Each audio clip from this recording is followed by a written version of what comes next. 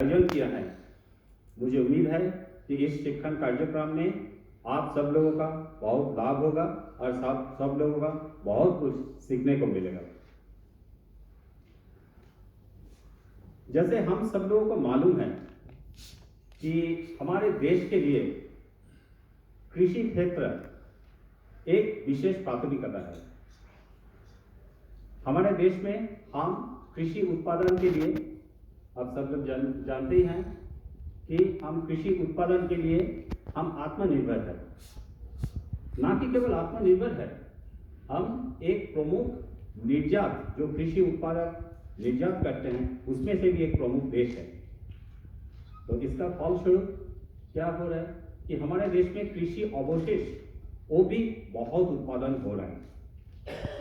इस कृषि उत्पादन का जो अवशेष है ये हम लोग विभिन्न रिसर्च ऑर्गेनाइजेशन और मिनिस्ट्री से लिए हुए आंकड़ों को देखे हैं, जिससे ये पता चलता है कि एक साल में करीब 750 मिलियन टन की कृषि अवशेष हमारे देश पे उत्पन्न होता है और उससे कम से कम 230 मिलियन टन, जबकि मतलब 23 करोड़ मिलियन टन इतना कृषि अवशेष अतिरिक्त रह जाता है।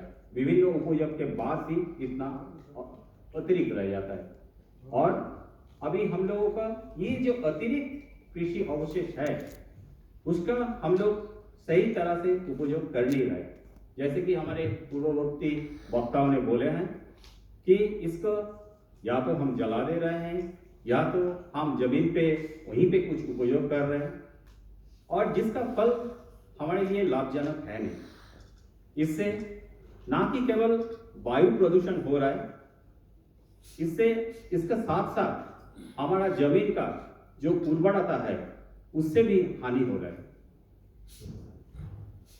इससे हम लोग अगर सोचा जाए तो यही जो अतिरिक्त कृषि अवशेष है इसका हम सही तरीका से जितना भी हमारा ताप विद्युत केंद्र है उसमें अगर ईंधन का रूप से उपयोग कर सके तो उसमें सबका भलाई है। उसमें ना केवल वायु प्रदूषण कम होगा, उसके साथ साथ इसमें सबके लिए, किसान भाइयों के लिए एक आय का स्रोत भी बन सकता है। इसी संदर्भ में हमारे विद्युत मंत्रालय के अधीन में एक मिशन बना है जो है ताप विद्युत केंद्र में बायोमास को सही तरीका से उपयोग करने के लिए नेशनल मिशन।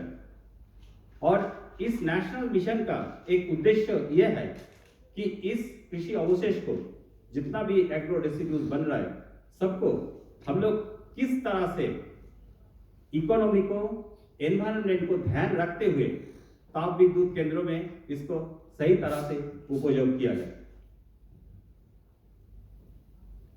आप लोग ये सुनकर